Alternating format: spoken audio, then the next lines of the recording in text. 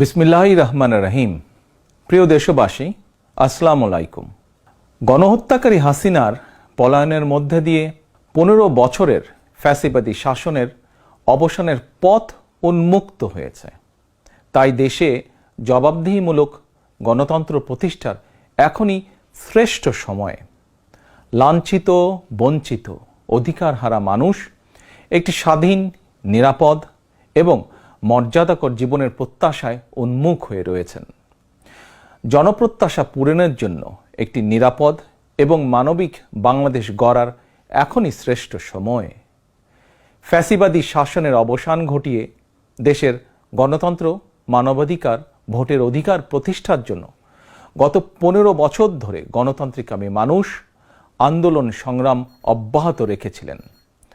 আন্দোলন করার সময়, আন্দোলনরত অবস্থায় এই সময় অসংখ্য মানুষ গুম হয়েছেন, অসংখ্য মানুষ হয়েছেন খুন, অপহৃত হয়েছেন বহু মানুষ, অনেকে চিরতরে হয়েছেন পঙ্গু।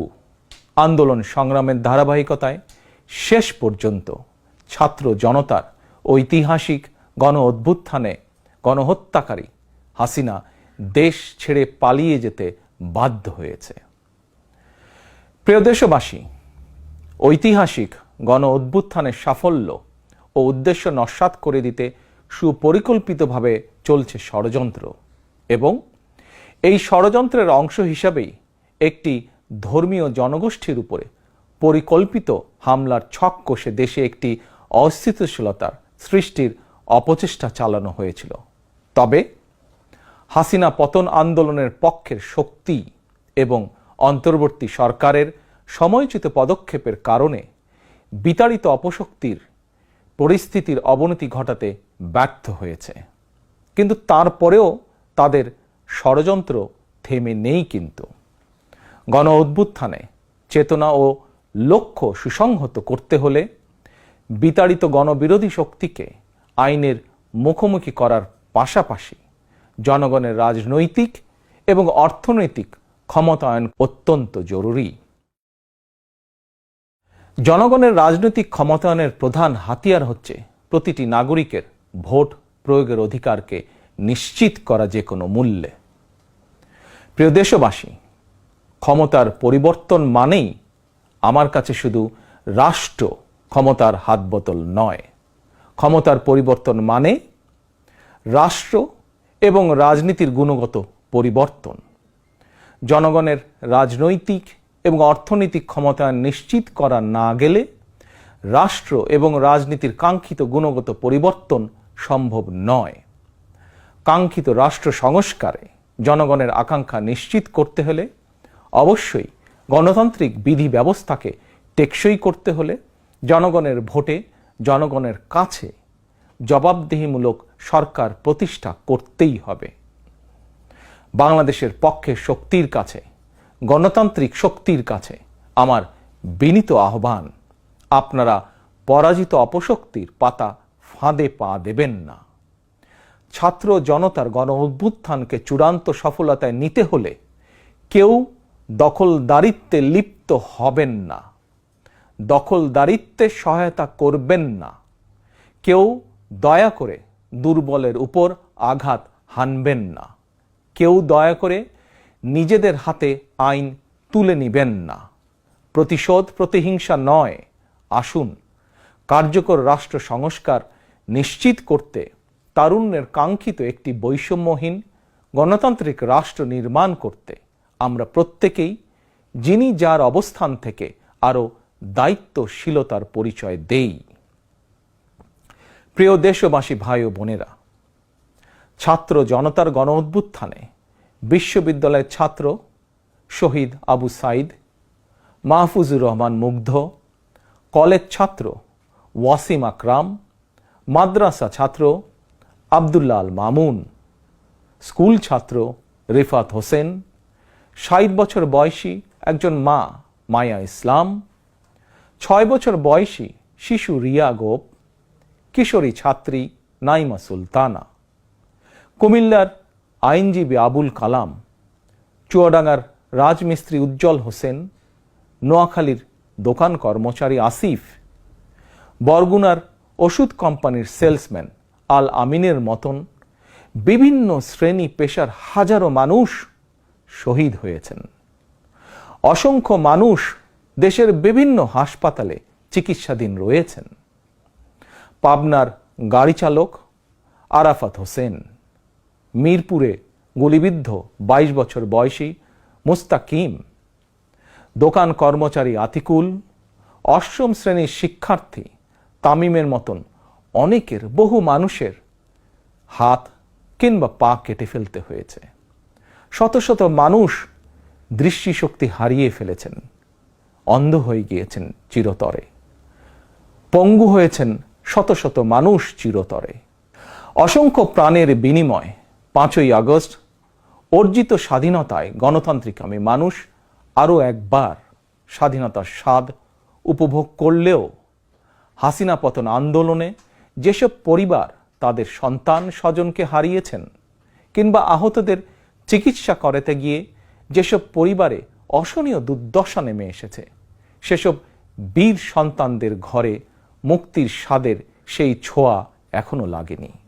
প্রিয় দেশবাসী, গণ অভ্যুত্থানে যারা হতাহত হয়েছেন তাদের তালিকা তৈরি করে প্রয়োজনীয় সহায়তার লক্ষ্যে অন্তর্বর্তীকালীন সরকার ইতিমধ্যেই নানা উদ্যোগ গ্রহণ করেছেন।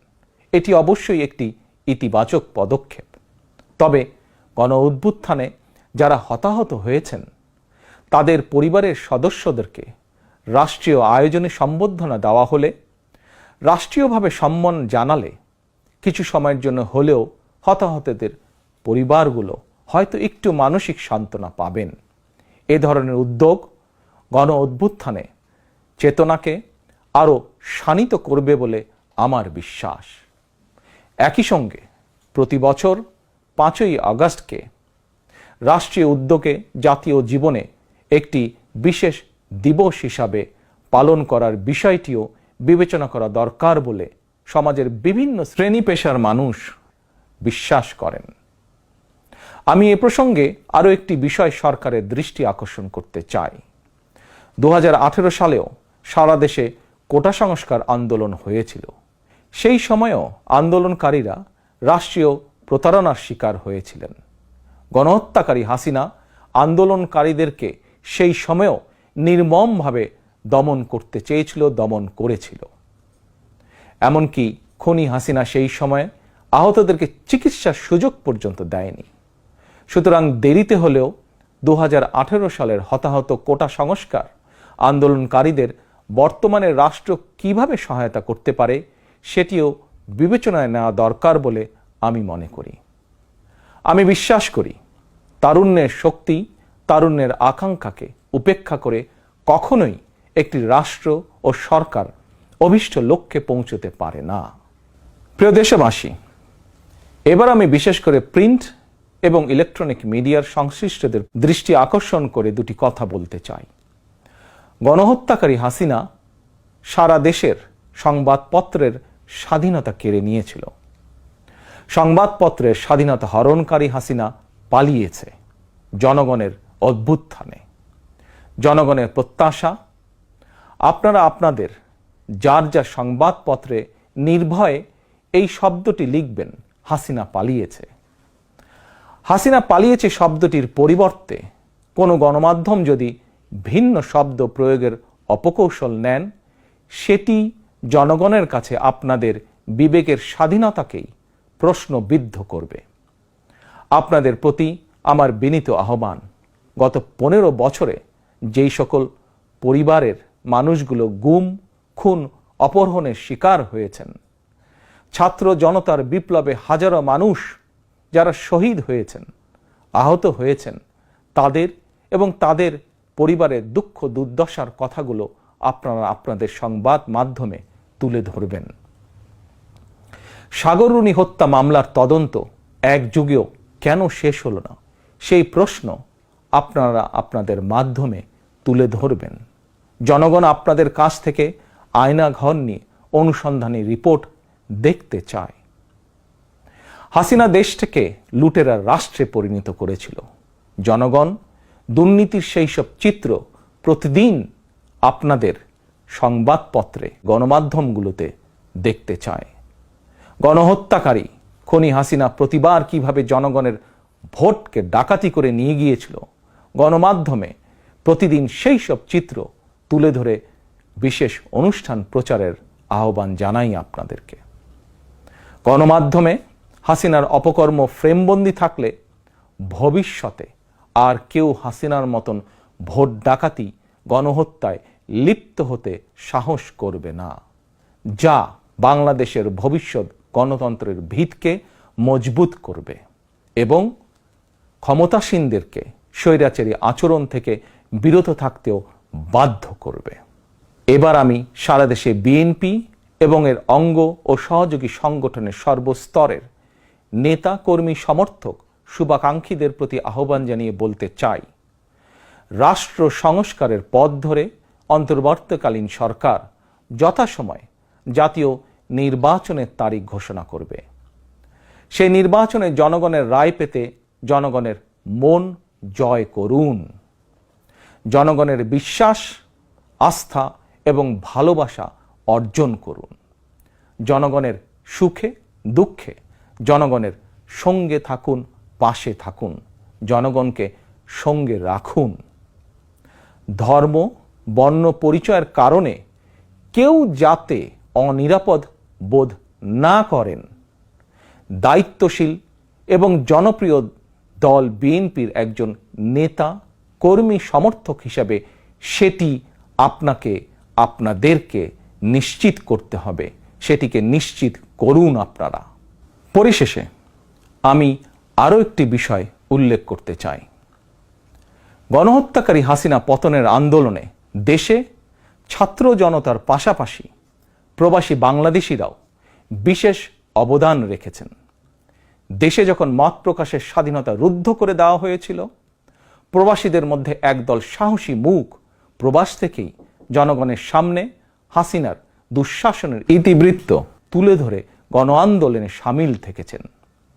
প্রবাসে থেকেই হাসিনা পতনের আন্দোলনের সঙ্গে একত্রতা প্রকাশ করতে গিয়ে কোনো প্রবাসী বাংলাদেশিকে প্রবাসে জেল জুলুম সইতে হয়েছে বা এখনো হচ্ছে।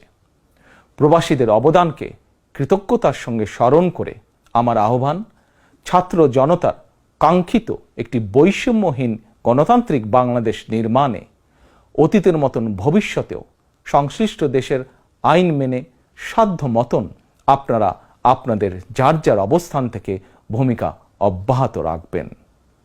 দেশে প্রবাসে সকলকে ধন্যবাদ জানিয়ে আমার বক্তব্য শেষ করছি। আল্লাহ হাফেজ। বাংলাদেশ জিন্দাবাদ। বাংলাদেশ জাতীয়তাবাদী দল জিন্দাবাদ।